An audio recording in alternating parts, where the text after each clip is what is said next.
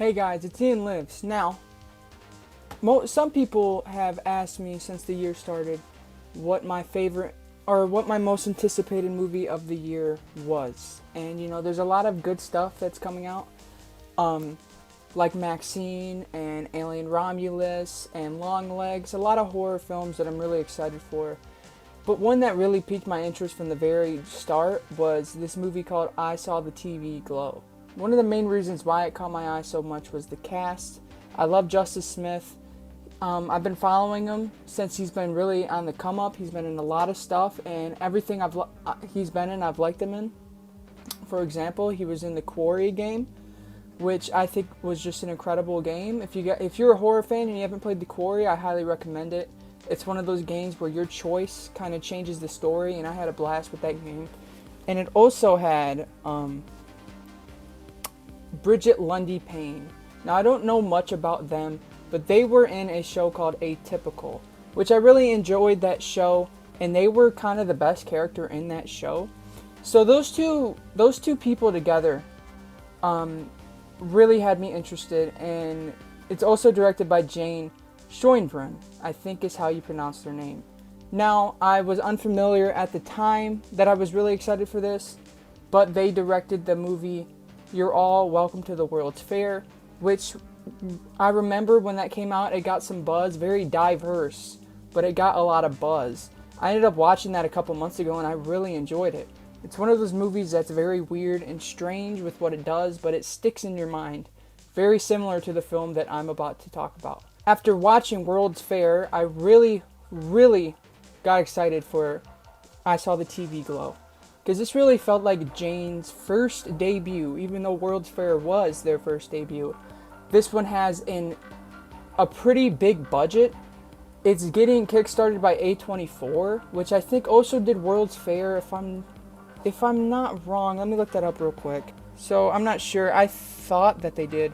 Maybe they didn't. But this is an A24 production, and it's also a Fruit Tree production, which if you guys are unfamiliar with Fruit Tree, it's this new production company that's coming up that's actually founded by Emma Stone. And all the films underneath the Fruit Tree label have been fantastic so far. Poor Things, Problemista, and then this one. Those are the three I've seen. They also did some other ones, and there's some other ones coming soon.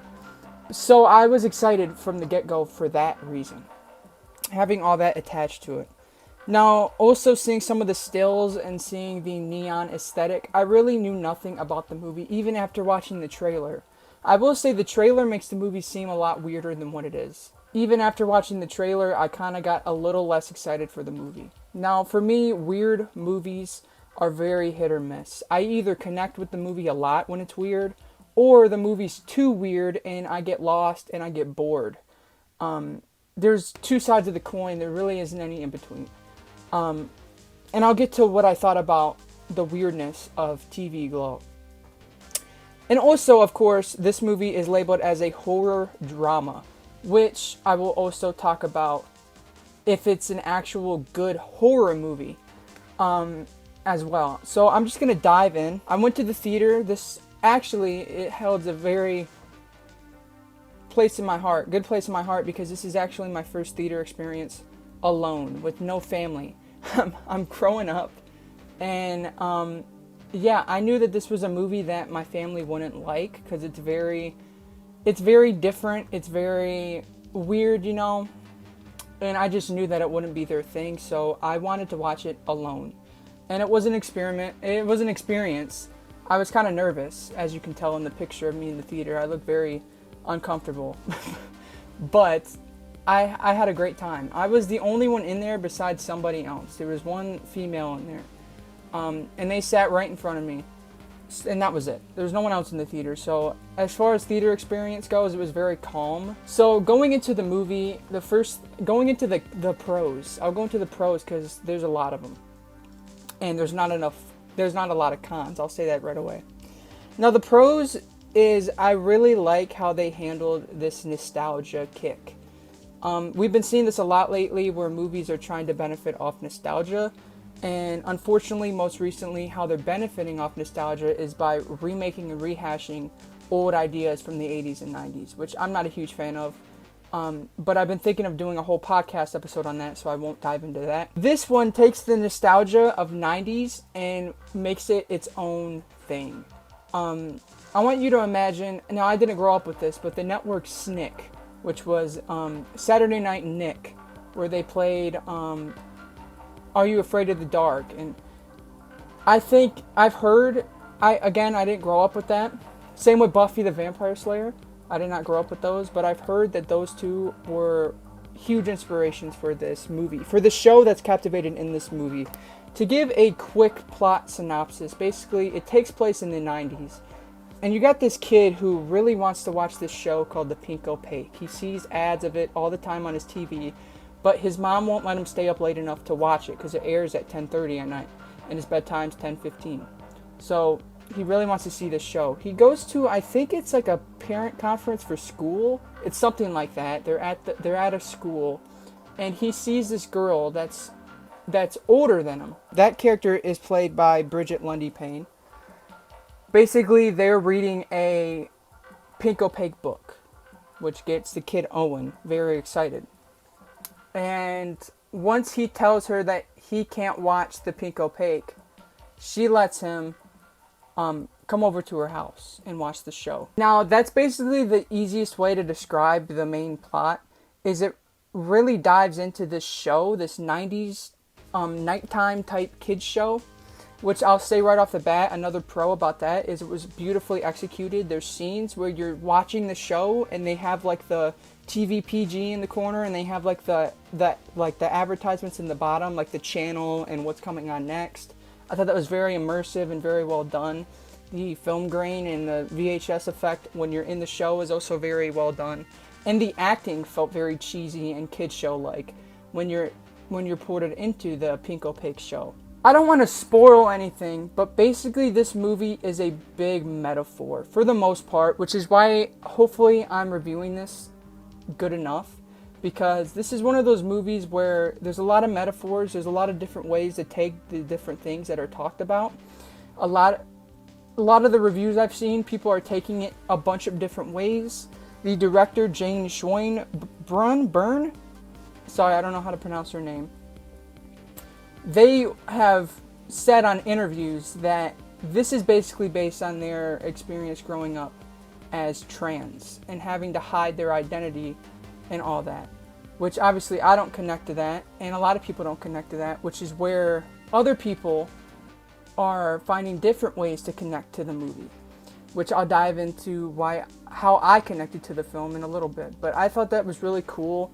The backstory of the director and all of that I thought was really cool, and once you have that mindset while watching the movie, it really does make sense, and it makes the story even more tragic than what it is. Now moving on to probably the make or break of the movie. The acting, I thought, was phenomenal. Now again, as I said before, I'm a huge Justice Smith fan. I have been ever since he first started his career. And this is easily his best role. And that's very hard to top because he's been in some great stuff where he's delivered great performances. And this is the best I've seen him. He really does top-notch acting. The emotion that he portrays is great. The character that he's trying to facade is amazing. Like it makes you immersed, which there was one thing that I'll put in the cons later if I remember.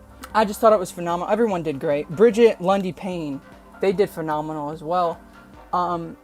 Playing like they both play like the awkward, quiet type, which I can also relate to because outside of talking to a camera, I'm very antisocial. I don't do good in crowds. I don't do good with people I'm not familiar with, which was also very relatable, especially with the two leads and how they talk to each other using very liminal conversations, very mumbly tones, and it just felt like how I talk to people I'm not comfortable with. So again, another thing that was extremely well done. Another thing I have to praise, I said this on Instagram after I watched the movie, the soundtrack for this movie is one of the best soundtracks I've ever heard that was made for a movie. It's all original and it's all music I like. It's like the indie alternative, indie rock type music that I love. And that album is just phenomenal. I've listened to it 3 times now, front to end, since I finished the movie. And I just love it. There's just some really great songs on it, so I highly recommend to just check out the album. It's on streaming services. It's fantastic, and the score is even good too. And that's something I noticed in Jane's previous film, World's Fair. Also had a phenomenal soundtrack with Alex G. Now, Alex G does the score. He doesn't do music on this one, from my knowledge. But he did some music, like actual songs for World's Fair, and those were great songs too, so I gotta give it up to the soundtrack. It was great. If you're a fan of Phoebe Bridgers, she's actually in the movie, which I thought was really cool. I'm not super familiar with her, but I've heard some of her songs. I could talk about, like, how I took the message of the film. How I took the message was basically the same thing as how Jane was trying to portray the message, you know, because they were trans, they were trying to hide their identity. I felt the same way, but without the trans aspect. It felt like, I related to it like just walking through life without really putting yourself out there, without conversating to too many people, really hiding how you actually act in a comfortable environment. That's how I took it. And then especially the ending. The ending really did make me connect to that and made me, okay, yeah, that's how I feel about this story. The color scheme is a highlight. That's why I got like the purple lights. I don't know if you can tell I got the purple highlights going on, because that's like throughout the whole movie. You got these neon purple pinks, these neon lime greens, these neon magentas and cyans, and it's just phenomenal. The color scheme is just phenomenal. I can't get over the color scheme. So to move on to the non-spoiler cons, the one that I was referring to when I was talking about Justice Smith was the ages that the actors are supposed to play. It's kind of ridiculous. So let me check right now. Justice Smith is 28 years old, and he plays a 9th grader in the movie. So he plays a 14-year-old. Isn't that what 9th grade is? 14, 15-year-old at one point, and he's almost 30 years old. Yeah, he looks young. He looks good for his age, but he doesn't look 15. That kind of took me out of the thing. Thankfully, this movie, you grow up with Owen, Justice Smith's character, as the movie goes along, so he's not 15 for very long. But I just thought that whole section was kind of weird, how he's like crying on his mom's lap, and he's like, he looks old. It didn't fully, in the beginning where he's a young kid, he looks really young. He's played by a different actor. Ian Foreman plays Owen as a kid, and he looks really young. How old is Ian Foreman? He's 12 years old. That's how old he was in the beginning of the movie, so I guess he just looks really young. But compared, because Bridgette Lundy-Paine, it's the same actor when they are younger. And they're only supposed to be 2 years apart, so it looked kind of... They have a different haircut, that's about it. So that was a con. The ages that they're trying to portray was a little unbelievable. Especially toward the end when Owen, Justice Smith's character, is old, or is supposed to be old. It's just Justice Smith with gray hair and chapped lips. So it was kind of hard to... maybe that was done on purpose. But it was kind of hard to get fully immersed in that because of that standpoint. So that was a con for sure. Other than that, I don't think I have another con. This is one of those movies that I connected with even more after I sat with it for a little bit. It's been probably about 6 hours since I saw the movie. I wanted to kind of sync with it a little bit. And especially, I think, listening to the soundtrack on its own, I was literally picturing the movie in my head as I was listening to the music. And yeah, I just connected to it a lot more. I picked up on a lot of different things just sitting with it after the movie's done. Because I can't rewatch it unless I go to the theater again, which I don't really do that. I don't rewatch movies in the theater. I'm still thinking about it, and it's very sad and very touching and very relatable. To a certain extent, I would say for everybody. Now, I see the reviews of some people that it's just not clicking to them. They just think it's this weird, jumbled mess. And they don't get the metaphors. They just think it's weird just to be weird, which I do agree to that to an extent. There's some points that felt like it was just trying to be quirky, just to be quirky. But I don't know, man. I still just loved what it was going for. And I love movies that correctly do the whole I want my audience to talk about the movie and portray different feelings about said movie. There's a lot of movies that try to do a cliffhanger ending that ends with a bunch of questions unanswered, and most of the time they just piss you off. But you know that the director just wants people to conversate about their movie. Here they do it really well with the metaphors. I will say that. Overall, I'm giving I Saw the TV Glow a perfect score. Because again, the only problem I had with it kind of fixes itself as the movie goes on. You kind of forgive it. So I'm giving it a 5 out of 5. I just am. Some people might think that that's crazy to give that soon. But I probably would have gave it a 4 or a 4.5. But the more I'm sitting with it, the more I'm loving it. The more I'm connecting to it. And I just think it's such a smart movie. It's so smart. I think Jane is going to be... They already are. But I just think they're going to be a phenomenal director. I'm so excited to see their career. Such a good director and writer. They also wrote this movie and their previous movie. Which I just think is incredible. So I'm so excited for Jane's career and what other directions they're going to go off to. They already teased their next movie. It's supposed to be a horror movie, which I didn't talk about. Take the horror label with a grain of salt. Honestly, take it with a grain of salt. This isn't full-on horror. If you're familiar with A24, there's a lot of A24 movies that are labeled as horror but aren't full-on jump scare horror. There's some moments in the Pink Opaque TV show that have some scary scenes. Like, there's one that involves this ice cream man that has crazy practical effects and is very gnarly looking. But most of the horror in this movie is like reality. Reality and growing up and hiding from yourself is the horror of this movie. It's very psychological. It's not literal. It's not like a in-your-face horror movie. It's very thoughtful. And again, basically the horror of this movie is life. So don't go into this movie expecting a full-on horror film. You're gonna be disappointed. You just are.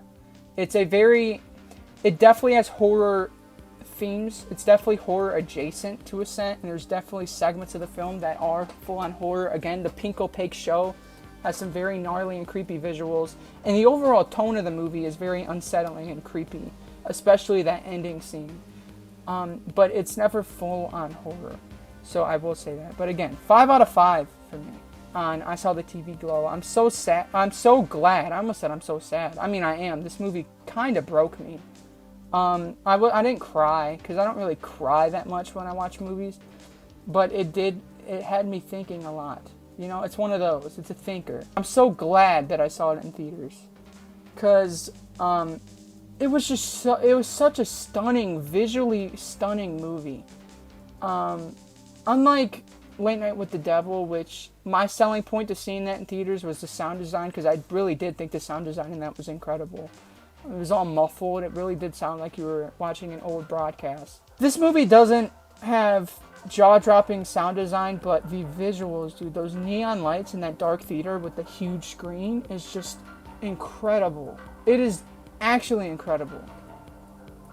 And I'm just so happy that I got to experience this movie. This was my highest anticipated, and so far, it's my favorite of the year. I would say it's kind of tied with Love Lies Bleeding, just because I really love that movie. I had such a blast with Love Lies Bleeding. This is definitely the better film in my opinion, but the fun of Love Lies Bleeding really amps it up. But this is my favorite movie of the year so far, I would say.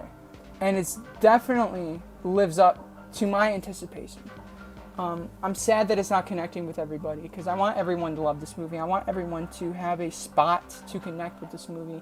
And on rewatches, I might fall in love with this movie even more and find different things to grab on. As I'm growing up, getting older and older, I'll find different relatable things to grab onto, because again, you can take the metaphors in so many different directions. I just think it's brilliantly pieced together, and it's just brilliantly made. I can't get over it. If you guys enjoyed the video, please subscribe and hit that bell. That's very important that you hit the bell to get notified every time I do a community post, or every time, of course, that I do videos, and also I'm thinking of trying to do some live streams where I play some video games with you guys, because I want to connect with my viewers more. So stay tuned for that for sure. By the time this video launches, I think the Discord, the Graveyard, is live. So go in the link in the description and accept the invite link, and you will be welcomed into the Graveyard.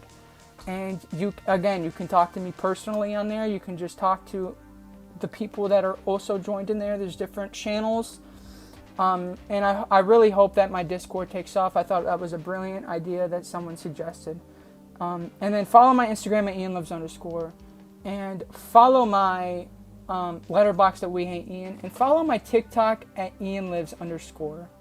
I want to do some more stuff on there. I kind of abandoned TikTok, but I want to kind of do some short form content at some point. So go follow that if you haven't. And I really do hope you guys enjoyed the video. And I really did love this movie. I'm so happy right now, and I think you should at least give it a shot, for sure. And I'll see you guys next time.